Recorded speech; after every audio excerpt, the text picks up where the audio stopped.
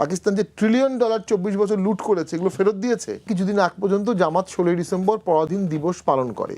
জামাত সুস্পষ্টভাবে বলে 71 সালের যুদ্ধটা ছিল ইন্ডিয়া পাকিস্তান যুদ্ধ, যেটা কখনো হতে পারে না। তারা যখন আবার বঙ্গবন্ধু সম্পর্কে কথা বলবে তা তো অশ্রদ্ধা নিয়েই কথা বলবে, কারণ তাদের পরাজয়টা তো বঙ্গবন্ধুর কারণে। যদি শাড়ি পরা থাকতো শাড়ি দিয়ে আত্মহত্যা করতে পারে, এই জন্য তাদেরকে উলঙ্গ রাখা হতো। এটা ফাতিমা ভুট্টোর বইতে আছে, জুলফিকার ভুট্টোর নাতনির বইতে লেখা আছে। তারা মুক্তিযুদ্ধকে দেখেনি, পড়েনি, তারা আওয়ামী লীগকে দেখেছে।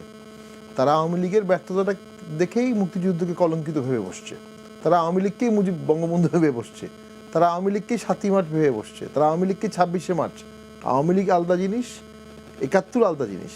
বঙ্গবন্ধুকে আপনি যত ট্যাগিং দেন, যত ডিলিট করার চেষ্টা করেন, বঙ্গবন্ধু সমকক্ষ কেউ হতে পারেনি। এটা বাস্তবতা 71 পর্যন্ত। এবং 75-এ উনি গিয়ে বাকশাল করলেন। এটা অ্যাম্বিশিয়াস একটা প্রজেক্ট। বাকশাল করার মতো প্রেক্ষাপট বাংলাদেশে কখনোই ছিল না। উনি চায়নার কমিউনিস্ট পার্টির আদতে একটা বাংলাদেশ করতে চাইলেন। ন্যাশন ইজ নট প্রিপেয়ার, তার দল প্রিপেয়ার না, কেউ প্রিপেয়ার না, কেউ চাচ্ছে না, কিন্তু উনি উৎসাহী হয়ে করছেন। মহিউদ্দিন আহমেদ সাহেব নামে একজন তাকে সেই সময় পরামর্শ দিত। তো ওইটা আমি মনে করি তার একটা ভুল ছিল।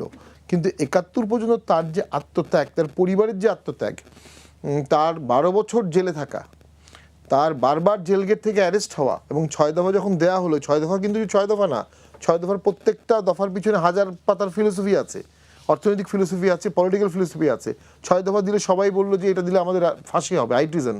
বঙ্গবন্ধু বললো আমি একাই এটা করব। এবং বঙ্গবন্ধু 71 সালে 70 সালে বলেছিলেন আমি যদি মারাও যাই বা আমি যদি কম্প্রোমাইজও হই, তোমরা 6 দফায় কম্প্রোমাইজ হবে না। এবং 26শে মার্চ পর্যন্ত উনি পালাননি। উনি পালিয়ে গেলে বাংলাদেশে যে ইউক্রেনের মতো হয়ে যেত, বাংলাদেশ কাশ্মীর হয়ে যেত, যুদ্ধ চলতে 100 বছর। উনি না পালিয়ে উনি কিন্তু সাহসিকতার সাথে ছিলেন। তো ওনার কন্ট্রিবিউশনটাকে ছোট করে দেখার কোনো অবকাশ নাই। যারা ছোট করে দেখছে তারা ইতিহাসকে জানে না। 1, 2 তারা আওয়ামী লীগ যারা টর্চার্ড, তারা ওখানে অন্ধ হয়ে গেছে। 3 তারা 71-এ পাকিস্তানের পক্ষে ছিল। যারা 71-এ পাকিস্তানের পক্ষে ছিল, এটা একটা রাজনৈতিক দর্শন আসতে পারে, কিন্তু যখন আমাদের মেয়েদেরকে ধর্ষণ করা হলো এবং মুখে মুখে ছড়িয়ে গেছে যে ক্যাম্পের মধ্যে মেয়েদেরকে উলঙ্গ করে রাখা হতো, কারণ মেয়েরা তখন ফাঁসি দিত। যদি শাড়ি পরা থাকতো শাড়ি দিয়ে আত্মহত্যা করতে পারে, এই জন্য তাদেরকে উলঙ্গ রাখা হতো। এটা ফাতিমা ভুট্টোর বইতে আছে, জুলফিকার ভুট্টোর নাতনির বইতে লেখা আছে, একদম 1 পেজ।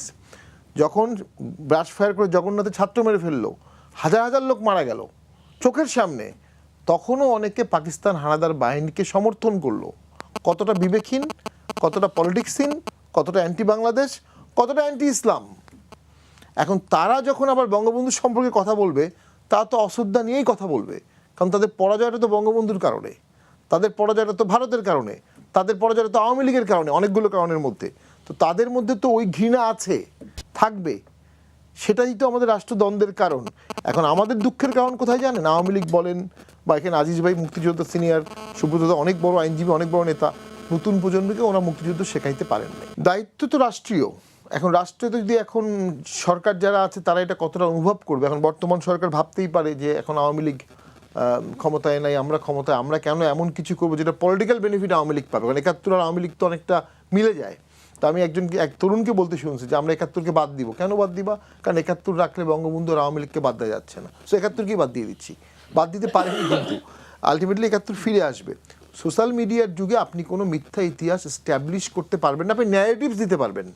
সেই ন্যারেটিভসে কিছুদিন অনেক লোকজন ঘোরের মধ্যে থাকবে, তারপর সে নিজে একবার সার্চ করে দেখবে যে তাকে যে ন্যারেটিভস দেওয়া হয়েছে এটা মিথ্যা ছিল। 71 ইস্যুতে জামাত কখনোই জোর গলায় কথা বলতে পারবে না। দুঃখজনক বিষয় যেটা, আভ্যন্তরীণভাবে জামাত 16 ডিসেম্বর, কিন্তু তারাই তো আবার তাদের ইশতেহারে মুক্তিযুদ্ধকে সবচেয়ে বেশি গুরুত্ব দেওয়ার কথা বলেছে। এটা বলেছে, এটা যদি তারা মন থেকে বলে আমরা স্বাগত জানাবো। কিন্তু আমরা জানতাম কিছুদিন আগ পর্যন্ত জামাত 16 ডিসেম্বর পরাধীন দিবস পালন করে।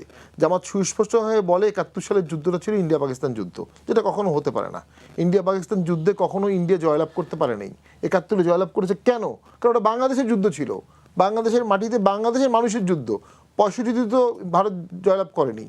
তো বাংলাদেশের যুদ্ধটাকে তারা দেখাচ্ছে ইন্ডিয়া পাকিস্তানের যুদ্ধ এবং ইন্ডিয়ার ষড়যন্ত্রের যুদ্ধ। বা তাজউদ্দিন সাহেব বলেছেন, উনি যখন ইন্ডিয়ায় গেলেন উনি গিয়ে দেখতে পারলেন যে বঙ্গবন্ধু ইন্ডিয়ার সাথে দেশভাগ স্বাধীনতার কোনো আলোচনাই করেনি। ইনফ্যাক্ট বঙ্গবন্ধু যুদ্ধ এড়াতে চেয়েছিলেন।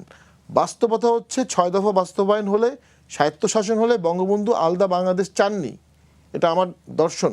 উনি যুদ্ধ অ্যাভয়েড করে গণতন্ত্রে তার ভোটের রায়টাকে বাস্তবায়ন চাচ্ছিলেন, যেটা খুবই যৌক্তিক। যুদ্ধটা পশ্চিম পাকিস্তানিরা চাপিয়ে দিয়েছে তাদেরকে। আপনি এখন ভাবছেন আমাদের ঘনিষ্ঠ বন্ধু, ভাবতে পারেন পাকিস্তান কি ৭১-এর জন্য ফর্মালি ক্ষমা চেয়েছে? পাকিস্তান যে $1 ট্রিলিয়ন ২৪ বছর লুট করেছে এগুলো ফেরত দিয়েছে? আজকে পাকিস্তানের ইকোনমি খারাপ, আমাদের টাকা দরকার, তার মার্কেট দরকার, এই জন্য সে আমার সাথে বন্ধুত্ব করতে আসে। পাকিস্তান বাংলাদেশকে ঘৃণা করছে। পাকিস্তানের লবিংয়ের কারণে বাংলাদেশের মানুষ বাংলাদেশি পাসপোর্ট দিয়ে হজে যেতে পারে নাই ৭২, ৭৩, ৭৪ সালে।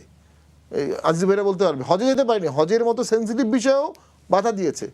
গোলাম আজম সাহেব ৭২, ৭৩, ৭৪ সালে বাংলাদেশ যেন রিকগনিশন না পায় গ্লোবাল ক্যাম্পেইন করেছে। বঙ্গবন্ধু মৃত্যুর পর গোলাম আজম আসলেন, কাদের মোল্লা আসলেন, আরও অনেকে পাকিস্তান থেকে ফেরত আসলেন, জামাত রিভাইভ হলো, তখন ইসলামিক ওয়ার্ল্ড আস্তে আস্তে বাংলাদেশকে রিকগনিশন দিল। তো আমরা মুসলিম কান্ট্রি, মেরেছে আমাদেরকে মুসলিম, আর পৃথিবীর মধ্যে বাংলাদেশ একমাত্র মুসলিম কান্ট্রি যেটা আরেকটা মুসলিম কান্ট্রি থেকে স্বাধীন হয়েছে। তো এটাও কিন্তু গ্লোবালি একটা অত্যন্ত, আমরা যখন গণতন্ত্রের প্রশ্ন আসে, যখন ন্যায় বিচারের প্রশ্ন আসে, তখন আমরা রেজিলেন্ট, আমরা প্রতিবাদ করেছি। ৯৩,০০০ সৈন্য সারেন্ডার করেছে, ৯৩,০০০ সৈন্য, আর্মড, হ্যাভিলি আর্মড।